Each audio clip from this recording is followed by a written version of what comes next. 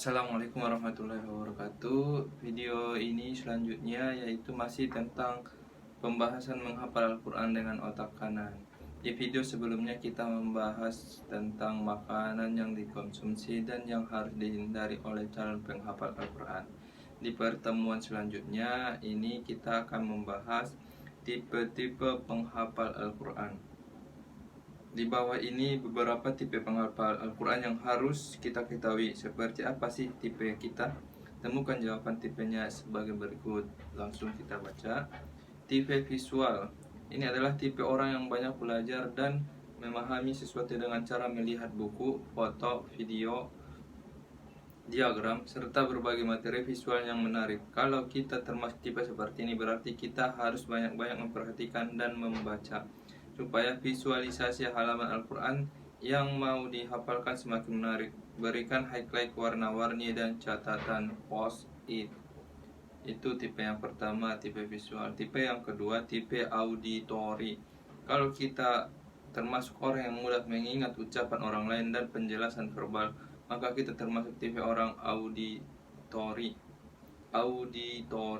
Untuk itu kita bisa memanfaatkan speaker Al-Quran yang sekarang bisa didapatkan dengan mudah, atau kita juga bisa mendengarkan rekaman suara kita sendiri ketika akan kembali mengulang hafalan Al-Quran yang sedang kita hafalkan.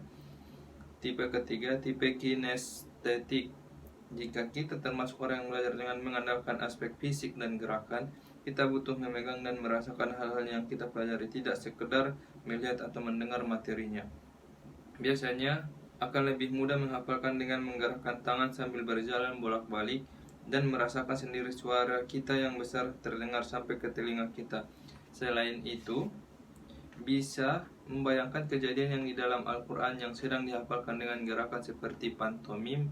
Mungkin agak ribet sih, tapi buat kinestetik sejati it real work. Untuk tipe kinestetik ini gaya paling oke untuk membuat hafalan menjadi lebih menyenangkan. Tipe keempat, tipe memanfaatkan stres. Ternyata stres itu nggak melulu berakibat negatif. Malah ada orang yang lebih fokus belajar saat stres. Banyaknya tugas dan ujian justru memacu untuk berprestasi. Jadi harus stres terus nih? Enggak juga. Pada dasarnya setiap orang memiliki kemampuan untuk mengelola stres dan menghadapi situasi tertekan. Bahkan mereka justru butuh tantangan. Sebaliknya, kondisi santai bakal membuatnya lemah. Karena itu jangan kasih kendor. Harus selalu pasang target supaya selalu terpacu untuk memenuhinya. Tentukan batas hafalan harian dan kejar target supaya terpenuhi. Tipe yang kelima, tipe serba relax. Kebalikan dengan tipe sebelumnya, penghafal Al-Quran tipe ini bisa perform dengan baik saat merasa nyaman dan santai. Jadi harus membangun suasana yang rileks untuk menghafal. Kalau termasuk penghafal seperti ini, jangan gampang ngedrop oleh situasi yang bikin tegang. Harus menenangkan diri supaya bisa tetap rileks dan konsen. Caranya bisa melakukan kegiatan olahraga, aromaterapi, mengkonsumsi camilan sehat yang bisa membantu membangun suasana jadi menyenangkan. Terus tipe menulis yang keenam. Rahasia untuk menyerap hafalan dengan sempurna adalah dengan menuliskannya. Bisa dengan menulis catatan setiap awal ayat di halaman yang dihafalkan, atau Anda bisa membuat rangkuman. Terus tipe yang ketujuh, tipe menyimak hafalan orang yang terpercaya atau berpengaruh. Kalau guru atau orang yang menyampaikan pelajaran dan mendemonstrasikan hafalan Al-Quran dengan tampil inspiring dan bisa berkomunikasi dengan baik, maka pengaruhnya akan sangat terasa untuk kita. Tipe orang ini merasa proses belajar menghafal Al-Quran akan efektif jika menyimak orang yang kompeten atau berpengaruh. Alhasil, perlu untuk mencari guru atau pembimbing yang benar-benar bagus serta dapat menerangkan dengan baik dan jelas pada kita. Terus tipe yang ke-8, tipe mengajar. Walaupun agak aneh, tapi ada juga beberapa orang yang bisa belajar dengan baik jika mengajarkannya ke orang lain. Untuk Anda yang merasa punya tipe penghafal seperti ini, sebaiknya memperbanyak mengocehkan tentang makna atau terjemahan ayat yang sedang kita hafalkan, seperti seorang guru yang sedang menjelaskan ke murid-muridnya. Dengan cara ini hafalannya akan semakin mengakar. Tipe yang ke-9, tipe meniru. Ini adalah teknik learning by doing. Seperti itulah tipe kita, melakukan hafalan dengan cara meniru apa yang diucapkan orang yang menuntun kita untuk mengucapkan hafalan ayat demi ayat. Dengan cara meniru seperti ini, justru bisa menguasai dan memahami suatu materi dengan cepat. Artinya, perlu contoh yang bagus. Di zaman sekarang ini ada YouTube dan medsos. YouTube dan medsos.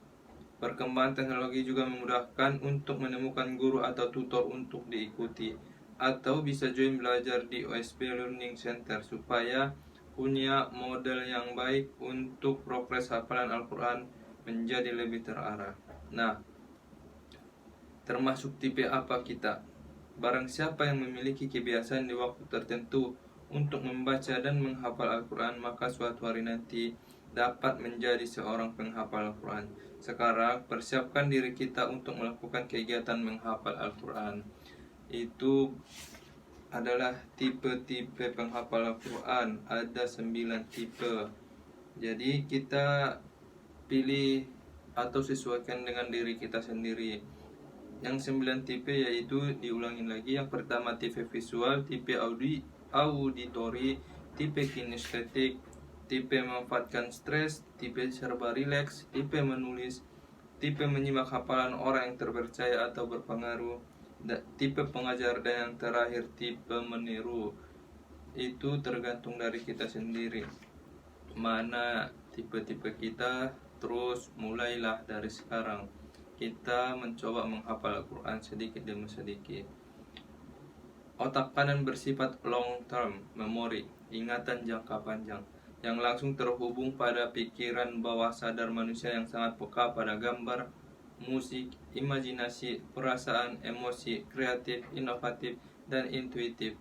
Kehebatan otak kanan itulah yang membantu kita untuk menyimpan hafalan-hafalan bacaan Al-Quran ke dalam memori jangka panjang pada otak kita. Itulah otak kanan bersifat long term memory, ingatan jangka panjang. Terus itu bab 4. Bab 5 ntar teknik, ada teknik 7 teknik menghafal Al-Quran dengan otak kanan. Tekniknya juga ada. Jadi kita udah bahas ternyata sampai ke bab 4. Yang kemarin makanan dan minuman yang dikonsumsi dan yang harus dihindari, itu harus jelas-jelas kita, karena makanan itu sangat berpengaruh ke otak kita, serta minuman. Pokoknya semua lah, selaraskan otak semua. Insya Allah kita menjadi penghafal Al-Quran. Mudah-mudahan video ini bermanfaat bagi kita semua, terutama bagi saya. Nanti pertemuan selanjutnya kita ke bab 5, 7 teknik menghafal Al-Quran dengan otak kanan. Mungkin sekian dulu. Jangan lupa like, comment, subscribe. Mudah-mudahan bermanfaat. Assalamualaikum warahmatullahi wabarakatuh.